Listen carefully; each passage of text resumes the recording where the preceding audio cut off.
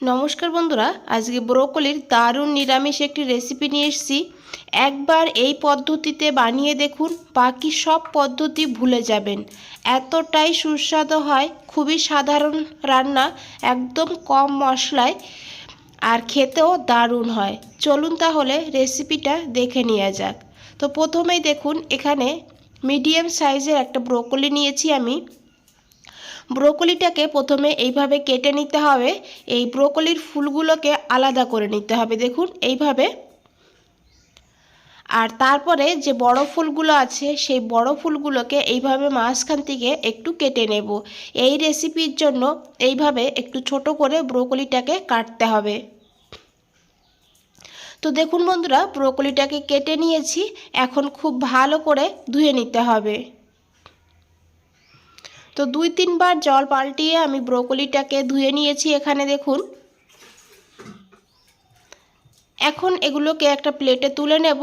আর এদিকে আমি নিয়েছি একটা আলুটাকেও আমি ব্রোকলির মতন করেই কাটবো, একটু ডুমু ডুমু করে কাটবো, দেখুন এইভাবে।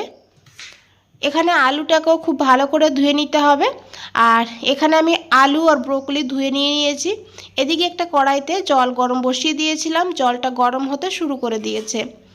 এখন এখানে এই ব্রোকলি আর আলুগুলোকে দিয়ে দিতে হবে।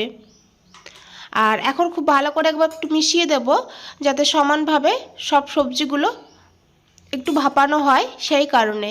তো এখানে আমি ঢাকা দিয়ে 2 মিনিট ভাপিয়ে নেব। খুব বেশি ভাপাবেন না, 2 মিনিট ভাপালেই হবে। 2 মিনিট হয়ে গিয়েছে, ঢাকনাটা খুলে নিয়েছি। এখন গ্যাসের ফ্লেমটা অফ করে দেব। আর তারপরে এই ব্রোকলি আর আলুটাকে তুলে নিতে হবে। আর এই গরম জলে কিন্তু রাখা যাবে না, না হলে বেশি রকম সেদ্ধ হয়ে যাবে। তো দেখুন তুলে নিয়েছি, ঠান্ডা করতে হবে। আর এদিকে একটা কড়াইতে নিয়েছি সাদা তেল। আমি রান্নাটা সাদা তেলে করেছি, তো আপনারা চাইলে কিন্তু সর্ষের তেলেও করতে পারবেন। দিয়েছি তেলের মধ্যে একটু লবণ। আর এখন তেলটাকে ভালো করে গরম করে নিতে হবে। তারপরে দিয়ে দিতে হবে ভাপিয়ে রাখা আলুগুলো। যেহেতু আলুটা রান্না হতে সময় বেশি লাগবে, সেই কারণে আলুটাকে একটু আগে ভেজে নিতে হবে। তো দেখুন বন্ধুরা, আলুটাকে এখানে ভাজতে ভাজতে আমি এখানে একটা মশলা বানিয়ে নেব। নিয়েছি 1 চামচ টক দই, নিয়েছি 1/2 চামচ ধনিয়ার গুঁড়ো, আর তারপরে নিয়েছি 1/2 চামচ জিরের গুঁড়ো, তারপরে নিয়েছি অল্প করে একটু কাশ্মীরি লঙ্কার গুঁড়ো। কাশ্মীরি লঙ্কার গুঁড়ো দিলে কালার ভালো হবে, ঝাল হবে না। তো আপনারা চাইলে এটাকে স্কিপও করতে পারেন। তারপরে দিয়েছি 1/2 চামচ হলুদের গুঁড়ো। এখন খুব ভালো করে এইভাবে মিশিয়ে নিতে হবে। তো দেখুন বন্ধুরা, খুব ভালো করে মিশিয়ে নিয়েছি। এই মশলাটা আগে থেকে রেডি করে রাখবেন, তাহলে কিন্তু স্বাদটা এই রেসিপির দারুণ হবে। আর এদিকে দেখুন আলুটাও বেশ ভালোভাবে ভাজা হয়ে গিয়েছে। এখন এখানে যোগ করতে হবে ভাপিয়ে রাখা ব্রোকলিগুলো কিন্তু খুব বেশি ভাজবো না, সেই কারণে আমি আলুর সঙ্গে দিয়ে এইভাবে একটু ভেজে নেব।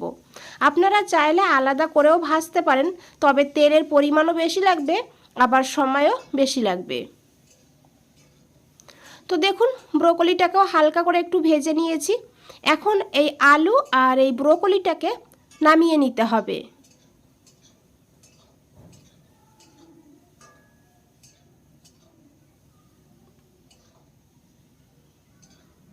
তো এখানে দেখুন বন্ধুরা, আমি সবজিগুলোকে নামিয়ে নিয়েছি। আর এই কড়াইতে আমি আরও একটু তেল অ্যাড করে দেব। এখন এখানে দিয়ে দিতে হবে জিরা। এখানে আমি 1/2 চামচ গোটা জিরা নিয়েছি। আর তারপরে নিয়েছি এখানে গোটা গরম মশলা, একটা ছোট এলাচ, একটু দারচিনি আর 2-3টে লবঙ্গ নিয়েছি। ফোড়নটাকে একটু ভেজে নিতে হবে। আর তারপরে দিতে হবে একটু হিং। যেহেতু নিরামিষ রান্না করেছি, একটু হিং দিলে ফ্লেভারটা খুব ভালো হবে। তারপরে দিয়েছি 1 চামচ আদা গ্রেট করে। আর তারপরে দিয়েছি এখানে চেরা কাঁচা লঙ্কা। আপনারা চাইলে আদার পেস্টও ব্যবহার করতে পারেন, তবে এইভাবে গ্রেট করে দিলেও হবে। আদা আর কাঁচা লঙ্কাটাকে একটু ভেজে নিয়েছি। তারপরে দিয়েছি 1 চামচ বেসন। বেসনটা কিন্তু এই রান্নাতে অবশ্যই দিতে হবে। বেসন দেওয়ার কারণে এই রান্নার স্বাদটা দ্বিগুণ হয়ে যাবে। লো ফ্লেম করে বেসনটাকে এইভাবে ভাজতে হবে। তো ভাজতে ভাজতে দেখবেন এইভাবে ফেনা সৃষ্টি হবে আর বেসনের কালারটাও একটু চেঞ্জ হবে। তো দেখুন বন্ধুরা, বেসনের কালারটাও কিন্তু চেঞ্জ হয়েছে আর বেসনটা ফুলেও উঠেছে। এখন এখানে দিতে হবে বানিয়ে রাখা মশলাটা। দই আর গুঁড়ো মশলা দিয়ে যেটা বানিয়ে রেখেছিলাম সেই মশলাটাই দিয়ে দিতে হবে। এখন খুব ভালো করে এইভাবে মিশিয়ে নিতে হবে, তবে দেখবেন খুব তাড়াতাড়ি এটা ঘন হয়ে যাবে, কারণ এখানে বেসন দেওয়া আছে। তাই এইভাবে অল্প অল্প জল দিয়ে মশলাটাকে খুব ভালো করে কষিয়ে নিতে হবে। তো এখানে আমি 2-3 বার এইভাবে অল্প অল্প জল দিয়েছি আর তারপরে মশলাটাকে খুব ভালো করে কষিয়ে নিয়েছি। এই মশলাটা যত ভালো করে কষাবেন এই রান্নার স্বাদটা ততই ভালো হবে। তো দেখুন বন্ধুরা, মশলা থেকে তেল ছাড়তে শুরু করে দিয়েছে। এইভাবেই কিন্তু মশলাটাকে কষিয়ে নিতে হবে। এখন এখানে দিয়ে দিতে হবে মটরশুঁটি। এখানে আমি 100 গ্রাম মটরশুঁটি নিয়েছি। মটরশুঁটিটা এই শীতের সময় যে কোনো সবজিতে দিলে সবজির স্বাদটাই কিন্তু বদলে যায়। তো এখানে আমি ফ্রেশ মটরশুঁটি ব্যবহার করেছি, আপনারা চাইলে ফ্রোজেন মটরশুঁটিও ব্যবহার করতে পারবেন। সেক্ষেত্রে মটরশুঁটিটা একটু পরে দিতে হবে। তো দেখুন, তারপরে খুব ভালো করে মিশিয়ে আমি ঢাকা দিয়ে রেখেছিলাম 2 মিনিট লো ফ্লেমে। 2 মিনিট পর ঢাকনাটা খুলে নিয়েছি। তারপরে দিয়েছি ভেজে রাখা আলু আর ব্রোকলিটাকে দিয়ে খুব ভালো করে মশলার সঙ্গে মিশিয়ে নিতে হবে। এখন দিয়ে দিতে হবে পরিমাণ মতন লবণ, আর লবণটা দিয়েও খুব ভালো করে মিশিয়ে নেব। বন্ধুরা, একবার হলেও এই পদ্ধতিতে ব্রোকলি বানিয়ে দেখুন, আর একবার বানালে আমি গ্যারান্টি দিয়ে বলতে পারি আবারও বানাবেন। তো দেখুন, আমি খুব ভালো করে মিশিয়ে নেওয়ার পর এখানে যোগ করে দিয়েছি জল। তো যেমন আপনারা গ্রেভি রাখবেন সেইভাবে কিন্তু জলটা দেবেন, আর অবশ্যই এখানে হালকা গরম জল ব্যবহার করবেন। এখন খুব ভালো করে মিশিয়ে নিয়েছি। তো আমি জলের পরিমাণটা এইভাবে রেখেছি, দেখুন সবজি আর জলটা সমান সমান করে রেখেছি। খুব ভালো করে মিশিয়ে নিয়েছি, আর এইভাবে যখন ফুটে উঠবে তখন ঢাকা দিয়ে 5 মিনিট লো টু হাই ফ্লেমে রান্না করতে হবে। 5 মিনিট হয়ে গিয়েছে, ঢাকনাটা খুলে নিয়েছি। বন্ধুরা, আশা করি দেখে বুঝতেই পেরেছেন এখনই কতটা লোভনীয় লাগছে। এখন খুব ভালো করে মিশিয়ে নেব, আর দেখুন ব্রোকলিগুলোও কিন্তু সিদ্ধ হয়েছে আর আলুটাও সিদ্ধ হয়ে গিয়েছে, তবে ব্রোকলির কালারটা কিন্তু সবুজই আছে। এইভাবে রান্না করবেন, এর পুষ্টিগুণও বজায় থাকবে, আবার কিন্তু এটা টেস্টিও হবে। দিয়েছি একটু চিনি, তবে এটা পুরোপুরি অপশনাল, আপনাদের পছন্দ না হলে না দিলেও হবে। ভালো করে মিশিয়ে দিয়েছি, তারপরে দিয়েছি একটু ধনেপাতা আর দিয়েছি 1 চামচ ঘি। আপনারা ঘিয়ের জায়গায় বাটারও দিতে পারেন।